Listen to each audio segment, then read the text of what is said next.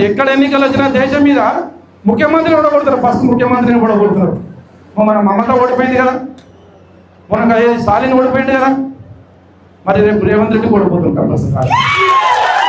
రెండు ఎట్లుంటుందండి కదా, సేమ్ ఇదే రాజకీయాలు రాసి పెట్టుకోండి, రికార్డు చేసి పెట్టుకోండి. నా నోటి మీద మచ్చుంది, నా నాలుకల మచ్చుంది, నేను ఏం చెప్పినా జరుగుతుంది, నేను ఏం చెప్పినా కదా జరుగుతుంది.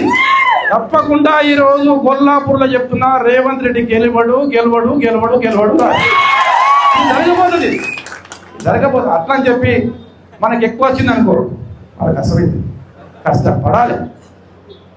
గెలుస్తాం కదా అని చెప్పి మన ఇంట్లో కూర్చుంటే కాదు. ఈ జెండా ఈరోజు ఈ కండువ భుజం మీద ఉంది కదా, పడుకున్నప్పుడు తీసే మళ్ళీ పొద్దుగా లేచినాక వేసుకుంటాం, స్నానం చేసినాక మన జేబులో కలిసి పెట్టుండదు, అట్లా కండువ ఉండాలి. ఉండాలా లేదా? గట్టిగా పెడదాం. మీ మీద ఎన్ని కేసులు అయితే, ఏం చేశారు కేసులు అయితే, ఏమైంది కేసులు అయితే? 4 జైల్లోకి పోతాం అంతే. జైల్లోకి వచ్చినాడు ముఖ్యమంత్రి అవుతున్నాడు, జైల్లోకి వచ్చినాడు మంత్రి అవుతున్నాడు, జైల్లోకి వచ్చినాడు ఎమ్మెల్యే అవుతుంది, జైల్లోకి వచ్చినాడు చైర్మన్ అవుతుంది. మీరు చైర్మన్ అవ్వచ్చు, రేపు ఎమ్మెల్యే అవ్వచ్చు, అంతే కదా. మన జైలుకి వచ్చిన ఆనవాయితీ ఉంది కదా.